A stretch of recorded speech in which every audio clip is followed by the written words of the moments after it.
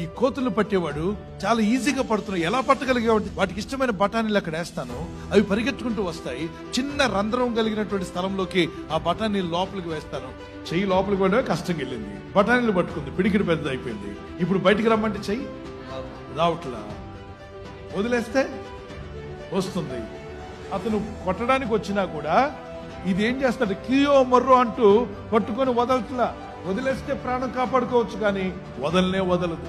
ఎలా ఈజీగా పట్టుకుంటే వాడికి ఆశ చూపిస్తున్నాడు. దెయ్యాలు, దురాత్మలు కూడా నీ జీవితాన్ని ఒక విధమైనటువంటి శరీరాశ, నేత్రాశ, జీవపడము, ఇవి ఒక మరులు కొలుపు చేస్తాయి. అందులో ఏదో ఉన్నట్టుగా భ్రమపరుస్తాయి. నువ్వు వెళ్ళి పడ్డావంటే బంధించేస్తే నువ్వు వాటిని వదులుకోలేవు. నువ్వు దేవునితో ఎప్పుడైతే కనెక్ట్ అవుతావో, పరిశుద్ధాత్ముడు నీ ఆత్మతో కనెక్ట్ అవ్వగా ఆయన నీ ఆత్మకు లేని బలాన్ని నీలో జనింపజేస్తాడు. ఆత్మ బలం పొందినప్పుడు నువ్వు వాటిని వెళ్ళగొడతావు, నువ్వు జయిస్తావు.